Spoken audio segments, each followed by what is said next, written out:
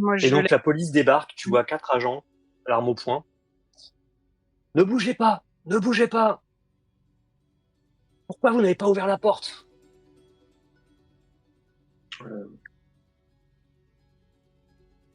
On voulait simplement vous poser des questions.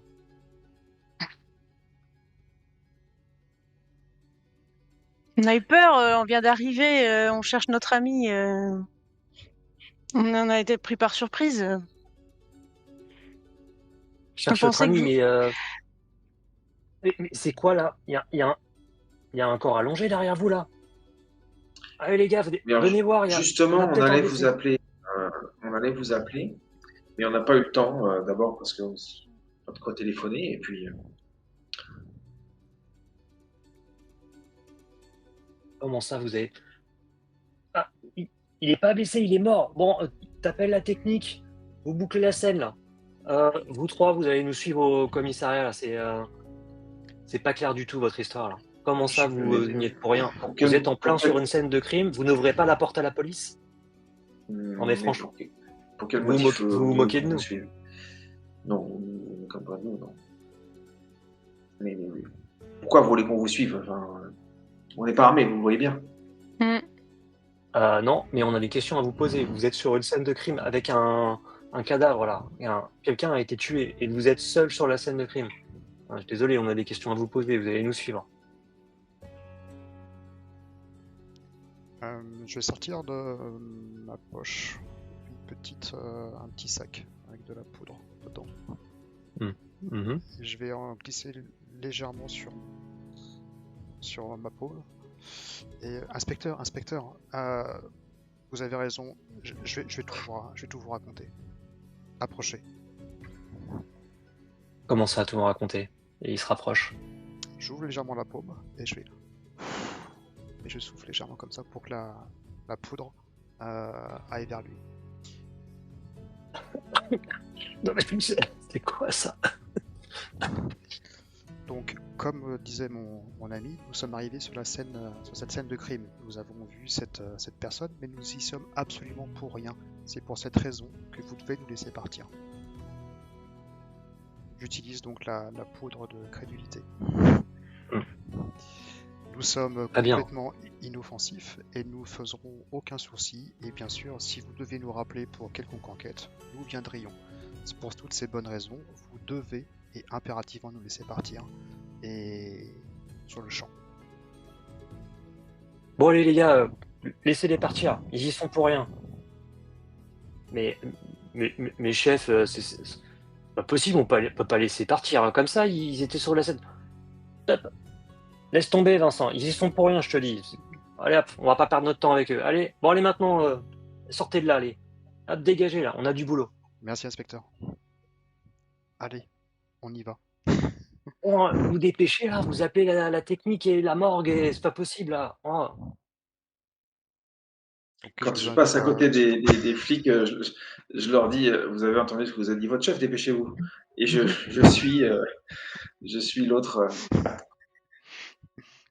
Comme un qui te regarde d'un air mauvais et qui comprend pas trop ce qui se passe au final. Donc je sors rapidement en fait. Et ouais, moi aussi. Comme ça avec les mains. Pauvre petite créature pitoyable. Tu nous as sorti d'une sacrée mouise. Oui, merci Quanley. Ne traînons pas, ça va pas durer. Alors notre prochaine piste c'est quoi? C'est ce fameux cabaret? Oui. Tant qu'on ne sait pas où se trouve cet endroit mystérieux indiqué par le message, effectivement, il y a le cabaret. Est-ce que je peux faire le test, compteur, pour savoir si avec mon vécu, avant que ça marche ou pas? Tu peux, oui. Ouais. Tu peux en effet te plonger dans tes souvenirs. 33. Petite note comme de précision, le cabaret c'était un document de 1943, des années 40. La publicité pour le cabaret. Pour la montée cristienne. D'accord. Peut-être que ça existe toujours, hein, mais... J'ai fait Pardon ? un faux chiffre de 33. En effet. Donc oui, tu te replonges dans tes souvenirs. Et la première phrase ne t'évoque rien d'un point de vue du Paris très ancien que tu as arpenté à cette époque. Mais l'hospitalier, le signe de l'épée, le regard du faucon. Je pense que l'épée et le faucon, c'est des attributs de cet hospitalier qui sont cités dans cette énigme. Je pense que ça peut faire référence à Saint-Julien.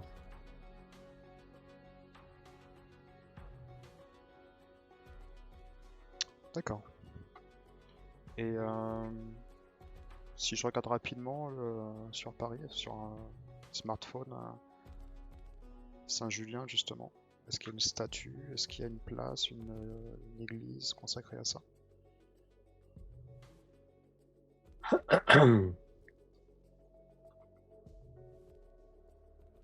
Alors t'as plusieurs, oui, t'as plusieurs endroits qui peuvent évoquer ça.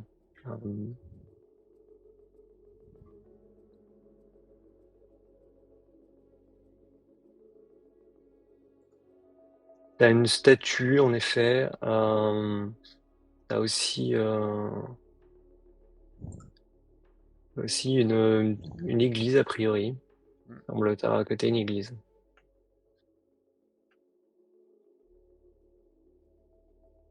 Je partage toujours l'information. Ça serait une église parisienne, c'est ça que tu sous-entends, Qualine? Je pense, oui, il y a une église, si je regarde un petit peu, l'église Saint-Julien-le-Pauvre de Paris, située sur la rive gauche de la Seine, dans le quartier latin.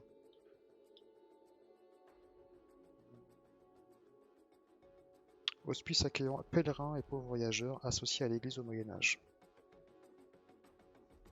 Ça pourrait être un lieu.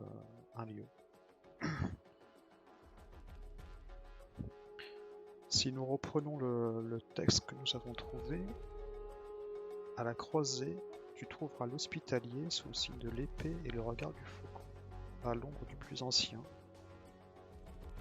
Donc le plus ancien. À l'ombre du plus ancien, l'épée, le regard du faucon, l'hospitalier.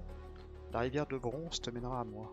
Qu'est-ce qui pourrait être apparenté à la rivière de bronze? La rivière de bronze.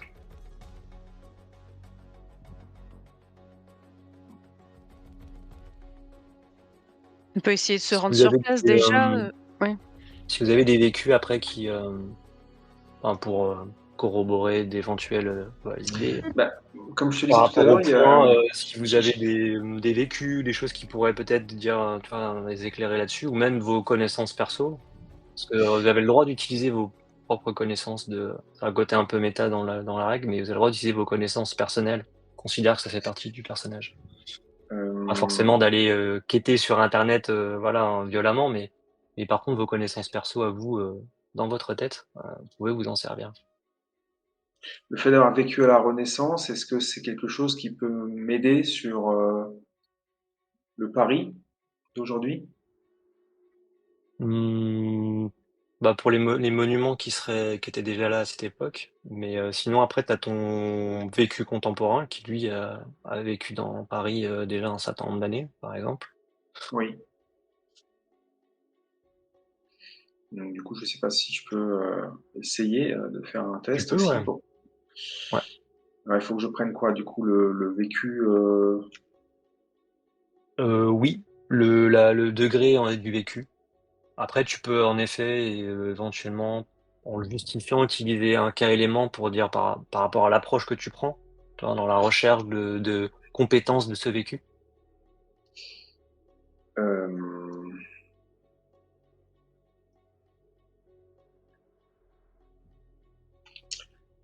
Oui.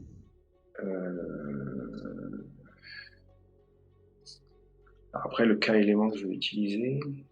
C'est optionnel, hein, t'es pas obligatoire. C'est pas obligatoire.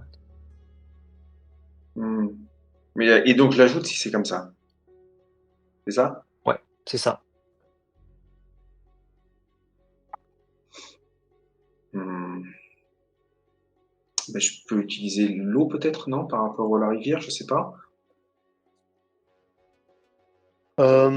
Bah, pour le coup, c'est plus, comment dire, symbolique que l'élément vraiment physique, au sens où l'eau, c'est plutôt la fluidité et l'agilité, le fait de pouvoir Ah, d'accord, ok. s'adapter.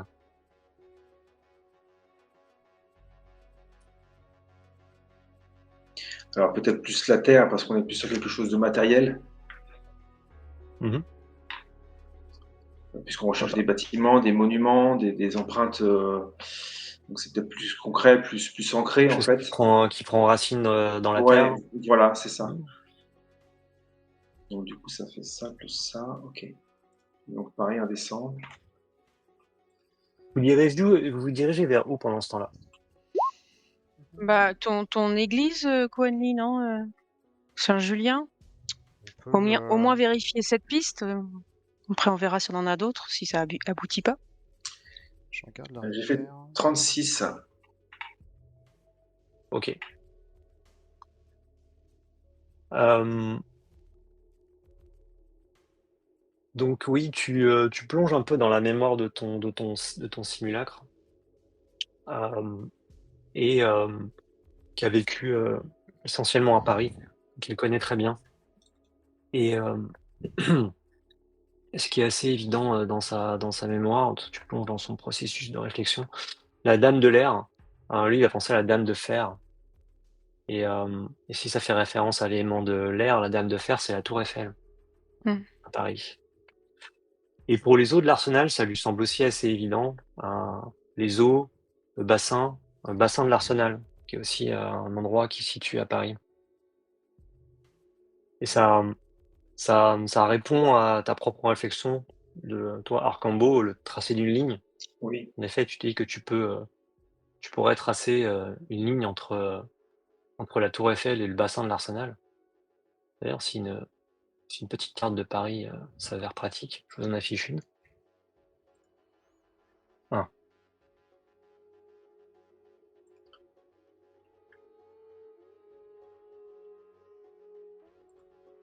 Évidemment, je partage les informations au fur et à mesure que les souvenirs me reviennent.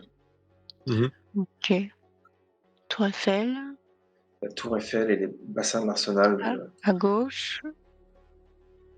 Les bassins de l'Arsenal, ils sont où, ça, je ne sais pas.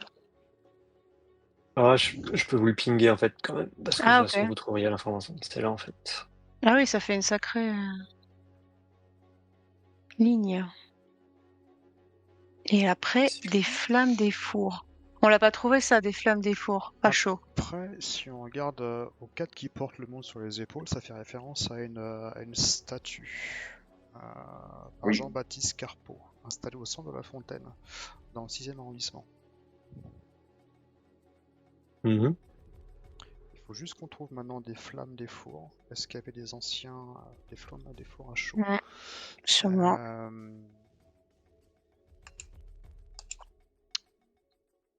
Je vais regarder un petit peu sur, pareil, on doit avoir un smartphone, je présume. Ouais. Est-ce que ce terme, en tout cas, peut être apparenté à, encore une fois, un lieu parisien, une statue, des flammes, des fours à chaud. Ah, il y a le Si passage. tu fais une petite recherche, tu sais qu'il y a eu des fours à chaud en effet dans Paris à une époque. Mm. Que du côté des buttes de Chaumont. Mm.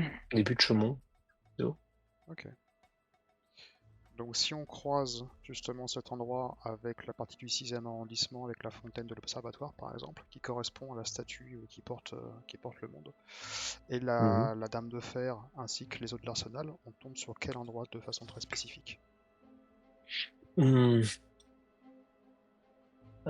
Si tu croises, en fait, tu vas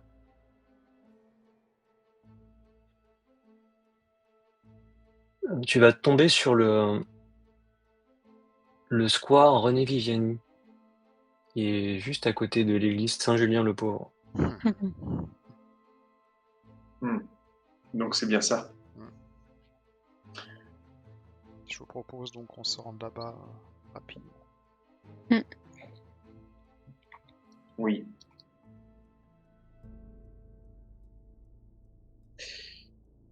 Square René Viviani qui est voilà, c'est celui-là. D'accord. Donc Pas loin de Notre-Dame. vous décidez vous décidez de vous rendre au square, c'est ça? Oui, l'intersection vraiment des deux lignes qui se croisent. Et voir sur place s'il y a justement une statue d'un hospitalier. Et une rivière de bronze. Est-ce que vous voulez aller faire autre chose ou voir autre chose avant cela? Peut-être regarder Mais si Monte Cristo existe toujours. Ouais, c'est ce que j'allais dire. Est-ce qu'on peut regarder sur le smartphone le cabaret Monte Cristo à Paris, ce qu'il est devenu et s'il existe toujours et ce qu'il remplace aujourd'hui? Si tu regardes, il n'existe plus. Pardon? Il n'existe plus Ok. le cabaret Monte Cristo. C'était remplacé par un autre bâtiment. Un bâtiment d'habitation a priori maintenant. Si tu regardes sur une carte, tu vois que c'est un endroit qui est à Montmartre où tu as toujours des cabarets, voilà. C'est toujours un quartier festif. Ça, vous le savez si vous avez arpenté Paris maintenant ou en plongeant dans la mémoire de votre simulacre contemporain. Mais en l'occurrence, le Monte Cristo n'existe plus. J'ai l'impression que les différentes adresses qui étaient écrites sur le document sont les endroits où vécut ce Eka. Et qu'aujourd'hui, pour le trouver, eh bien, c'est l'énigme que nous a laissé notre monteur, pour le protéger. C'est un petit peu l'impression que ça me donne. Alors le message s'adresse à Saïf, ce qui veut dire qu'en fait c'est pas lui le Ketep, c'était pas lui. Parce que c'est bien marqué Saïf, il est temps. Donc en fait la personne a dû déposer le cryptex à son intention. Ouais. Peut-être que Eka attend Saïf et pas nous, quoi. Peut-être que oui, je pense que Saïf cherchait Eka justement. Il le cherchait et peut-être que Eka l'a contacté. Par contre, ce que je m'explique pas, c'est le message de mon cher Médéric. Qui est Médéric? C'est un vieux message, hein. C'est quelque chose qui remonte à une vieille époque, d'après ce que j'ai compris. Est-ce qu'il est possible que ce soit une des incarnations de Saïf? Pas du tout.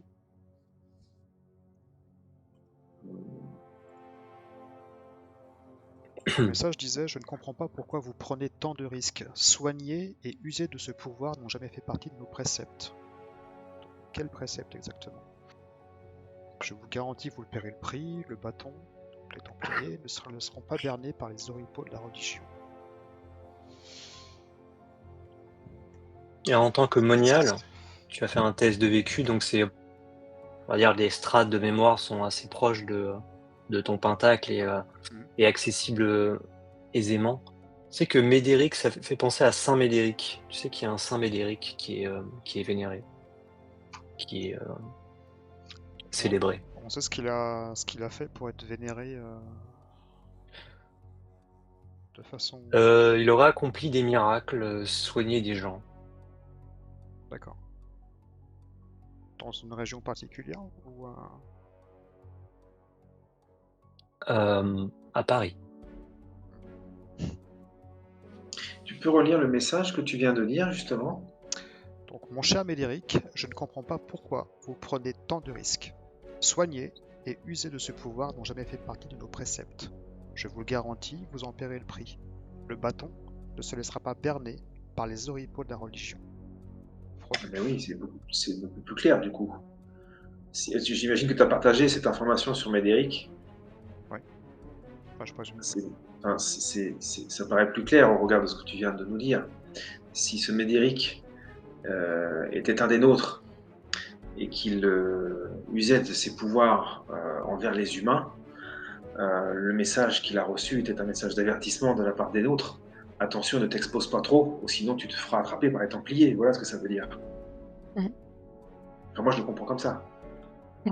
Oui, il ne se laissera pas berner par les oripeaux de la religion, c'est parce que c'était un prêtre ou quelque chose comme ça. Exactement. Médéric se cachait derrière le voile de la religion pour faire soit prêcher la bonne parole, soit guérir les humains.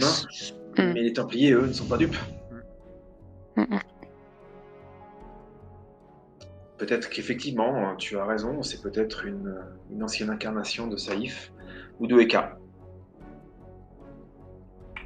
Quoi qu'il en soit, je propose qu'on se rende justement au point d'intersection pour voir un petit peu Oui, déjà s'il y a une statue et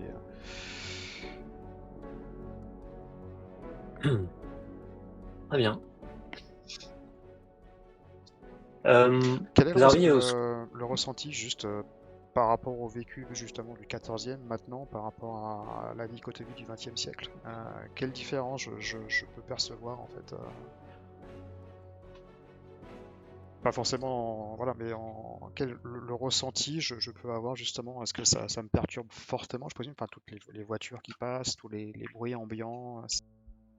Oh, ça fait quelques semaines maintenant que vous êtes incarné et que vous savez des choses auxquelles... Et surtout, vous avez toujours dû vous adapter à chaque réincarnation, à un nouvel environnement, à des nouvelles inventions des humains, à le fait de devoir masquer toujours plus votre nature, car ils ont toujours développé toujours plus de moyens de surveiller, d'observer. Donc, Saïd vous a vite fait comprendre, très vite fait comprendre qu'il fallait être extrêmement méfiant grâce à votre expression naturelle de Néphilim, les sciences occultes aussi. Il y a des caméras partout, il y a des téléphones partout qui enregistrent des choses. Donc, il vous a bien averti que les arcades mineurs avaient investi ces réseaux de surveillance. Et donc que se faire repérer était beaucoup plus facile maintenant que plusieurs siècles auparavant. D'accord. Ça, c'est une pression supplémentaire, un certain climat oppressif qui est clairement beaucoup plus présent qu'à l'époque du temple, clairement, enfin de la chute du temple, en l'occurrence pour toi, Qualny. Ok. Et donc vous arrivez en bordure du square René Viviani. Il y a l'église Saint-Julien-du-Pauvre, où un concert de Beethoven doit se jouer ce soir et le soliste est en train de répéter. Bon. Je reconnais la sonate au clair de lune. En effet. Donc c'est un petit square de taille assez modeste, coincé voilà, au sein d'un beau quartier. Vous voyez au loin la Notre-Dame de Paris qui veille sur ce petit coin de verdure. Et des espaces que des petites terrasses à l'ombre des arbres, donc légèrement décalées et collées contre ce square, donc l'église Saint-Julien-du-Pauvre, Saint-Julien-le-Pauvre. Il y a aussi un très vieil arbre qui se trouve au centre du square, un robinier qui a été planté en 1601, qui est en l'occurrence le plus vieux arbre de Paris. Et plus proche de la Seine, un espace circulaire, une petite place, et au milieu il y a une fontaine en bronze que vous pouvez voir, je vous ai affiché, et d'un symbolisme assez intrigant, des visages qui souffrent, des corps meurtris, et cette rivière au cœur de la statue qui voilà, évoque le passage, le franchissement. D'ailleurs, alors que vous vous approchez, J'imagine que c'est du bronze, là, le métal.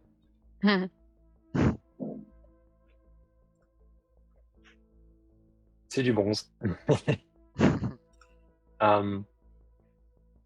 Et quand vous vous approchez de cette zone, vous sentez comme des vibrations, quelque chose de voilà qui frémit au niveau des champs magiques. Je passe en vision K. Enfin, discrètement, je me mets derrière la grande statue de bronze et je mets vision K pour voir s'il y a d'autres champs magiques qui nous aideraient à entrer en contact avec Eka. On voit qu'il y a une concentration de champs magiques de terre, toute la nature. Enfin, c'est petit, mais cet îlot de nature, voilà, concentre les champs de terre qui sont des champs plutôt calmes, en fait, plutôt pesants, qui ondulent doucement. Là, un peu plus loin, les cas hauts de la Seine, beaucoup plus tumultueux, voilà, qui ondulent et qui virevoltent. Et au milieu de ça, la fontaine t'apparaît comme un seuil, comme une porte vers autre chose, vers ailleurs. Et je peux franchir quelque chose ou enfin Ouais. Pour ceux d'entre vous qui sont connaisseurs des akashas, vous savez que c'est probablement la porte vers un akasha.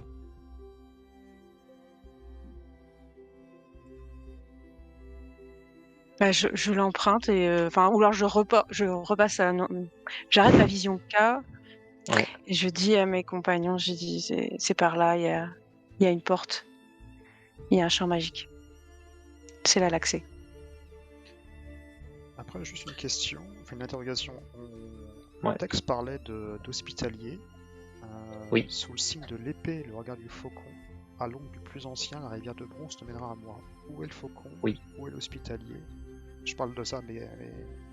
Saint Julien le Pauvre était un hospitalier. D'accord. Et les symboles qui lui étaient rattachés étaient soit le faucon, soit l'épée, traditionnellement. Ok. Ah, le plus ancien, c'est l'arbre. Et le plus ancien, c'est l'arbre. C'est l'arbre. D'accord. C'est le robinier. Ok, parce que ancien, il y a rivière un A de majuscule, bronze. ce qui veut dire que c'est pas...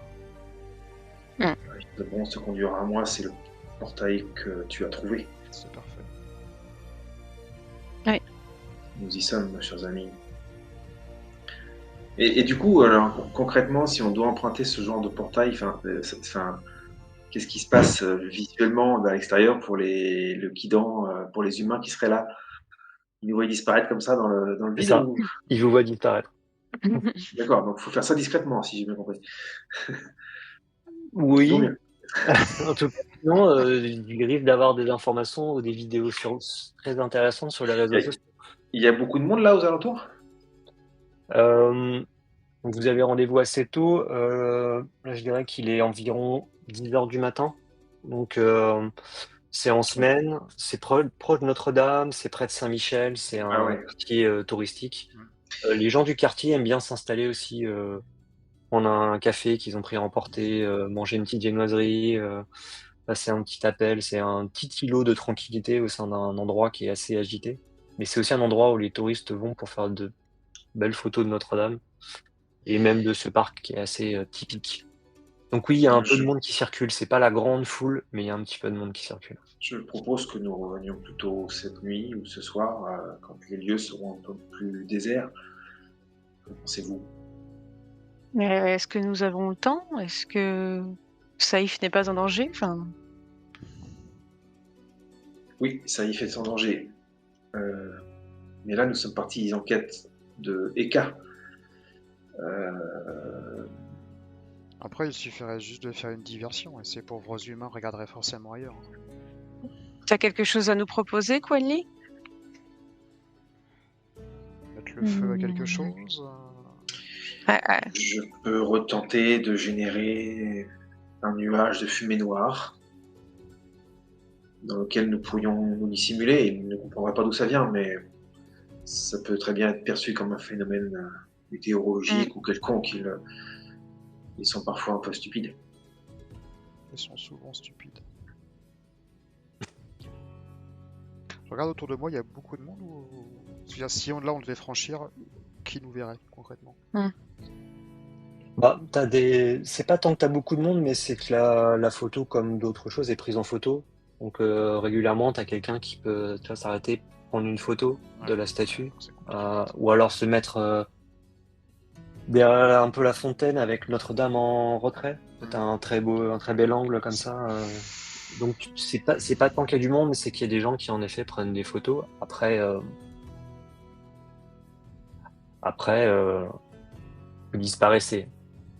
Vous laissez pas de traces, si je puis dire.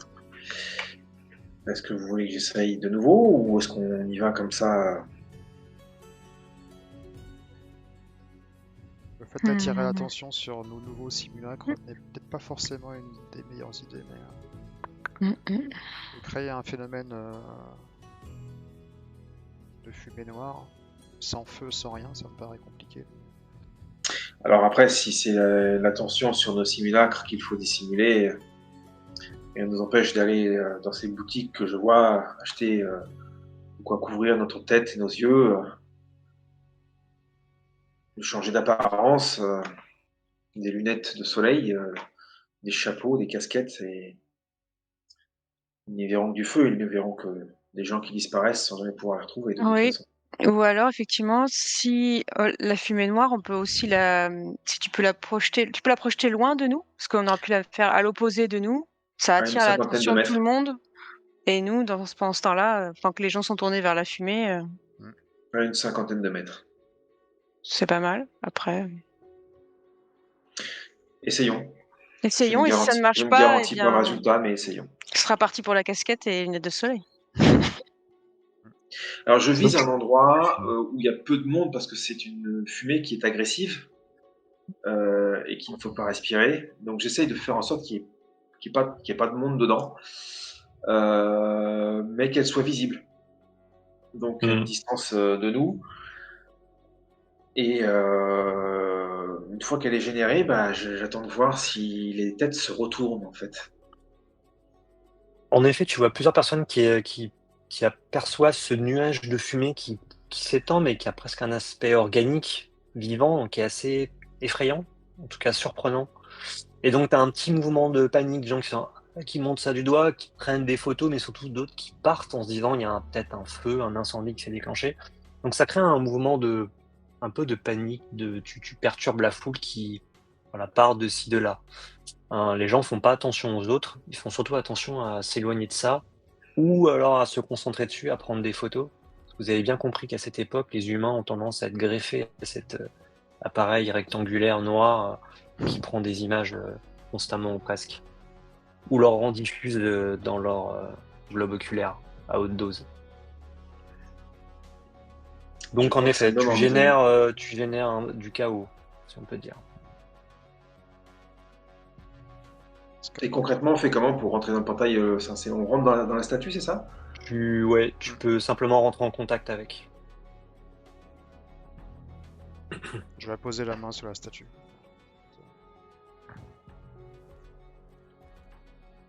Vous faites de même, Oui. Arcambo.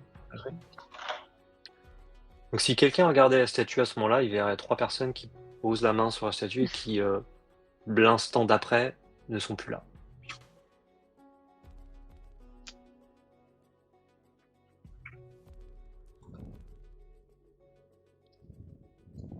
Vous vous retrouvez dans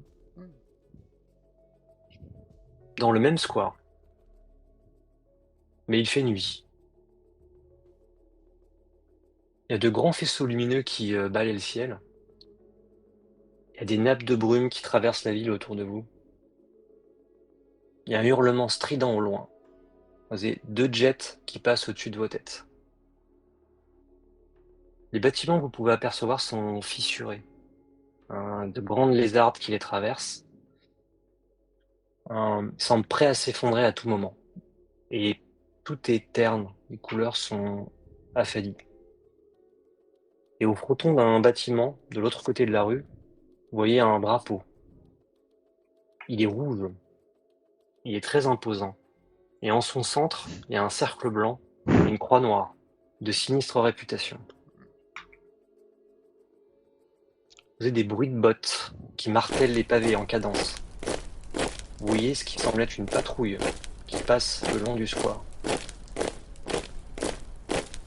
Pour toi, Zalfirm, c'est un effet mnémos, un déclenchement, une projection dans ton passé, dans une de tes incarnations, dans les années 40, quand tu étais espion. Le drapeau, les sons, ça forme un maelstrom d'images et de sensations. Quand tu avais ce rôle d'espion à Paris, la peur souvent, la satisfaction de sauver des vies, la ville que tu as arpentée en tous sens, les rendez-vous dans les ruelles sombres, tout ça se percute dans ta mémoire, dans ton pentacle.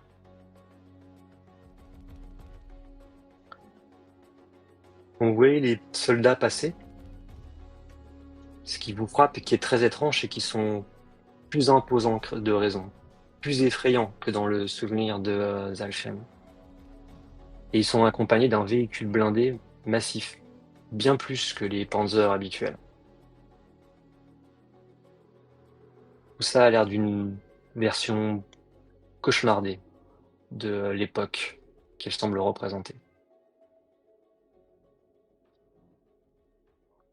Est-ce qu'il y a un endroit pour se dissimuler, pour pas être vu des patrouilles allemandes? Là, vous êtes dans le square, donc il fait nuit. Vous êtes déjà plus ou moins dissimulé. Eux passent dans la rue qui longe la Seine, entre la Seine et le square. Quelle drôle d'époque. Où sommes-nous tombés? Ça ressemble aux années 40, mais en pire. Je sais pas, il y a quelque chose qui ne va pas. Nous sommes donc dans le passé. Est-ce qu'il Une se pourrait sorte. que ce fameux cabaret, le Monte Cristo, existe à cette époque? Oui, effectivement, c'était la date de ce que tu avais lu, non? Il n'y avait pas une date, non, sur ce document? Est-ce que je me rappelle de cette date? C'est pas 43? Oui, c'était ça, il me semble. C'était ça. Est-ce que une fois qu'ils sont passés, on voit la rue, on voit des néons, Ouais. Tu vois la rue, tu vois qu'il y a en effet des commerces, des habitations. Ça Est-ce ressemble que beaucoup à ce que vous venez de quitter, mais avec une sensation un peu étrange, une sensation d'irréalité. Mais ce que vous savez être le cas, puisque vous êtes dans un akasha, hein, qui est une poche de réalité rêvée ou cauchemardée. et donc, si je me souviens bien, le Monte Cristo, il était plutôt à Pigalle. Oui. Et là, on n'est pas au bon endroit alors, hein? Enfin, est-ce que moi je peux savoir si on n'est pas dans le bon arrondissement par rapport à... Ouais, tu sais que tu n'es pas dans le bon arrondissement. Là, tu es sur la rive gauche et Pigalle, Montmartre, c'est sur la rive droite, au nord. Mm. Mes chers compagnons, nous sommes bien loin du bon quartier. C'est mon champ de guerre de traverser Paris à pied, je vous avoue, mais bon. Tu estimes à combien de temps le trajet? À pied? Bonne question. C'est Est-ce que 40 le minutes, non? métro 45 minutes? parisien existe déjà? Oui. La Là, question le c'est métro existe, ouais. est-ce que ce Eka est vraiment dans ce cabaret? Le message disait la rivière de bronze vous mènera à moi. Oui. Bah, nous sommes Donc, passés par ce champ magique qui était la rivière de Mons, et maintenant il faut le trouver dans cet univers fantasmé, peut-être son cauchemar à lui. ouais. La seule piste que nous ayons, c'est ce cabaret qui n'existe plus à notre époque. De nos jours. De nos Ouais. jours. Mais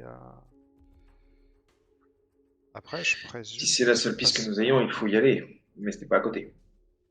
Surtout qu'on vient de voir passer des patrouilles. Et je présume qu'il y a des couvre-feux ou des choses comme ça. Ou si on se fait arrêter dans la rue, c'est compliqué, je pense.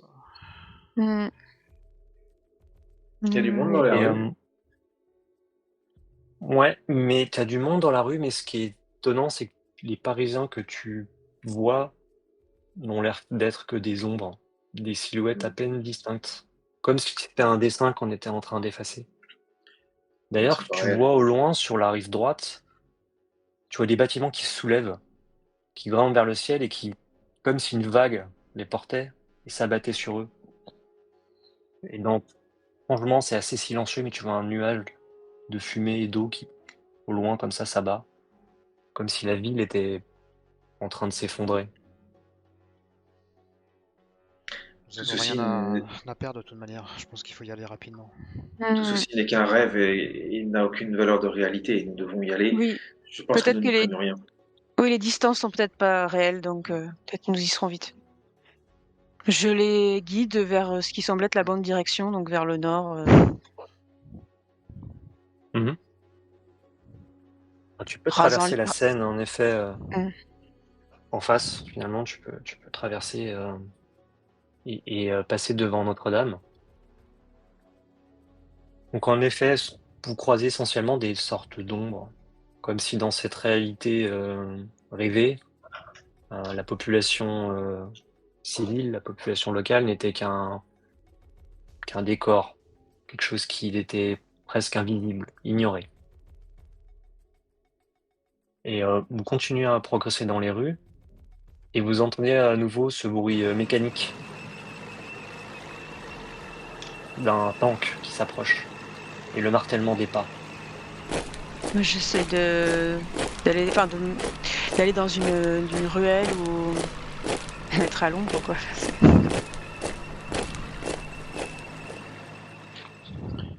J'en Et viens vous même à voyez me à nouveau. demander s'il nous verrait en fait. Ah, Je pense c'est le qu'il vieux veut pas me voir. réflexe. Oui, par instinct, Rachem, oui, tu avais l'habitude de déjouer les patrouilles dans les ombres du Paris nocturne.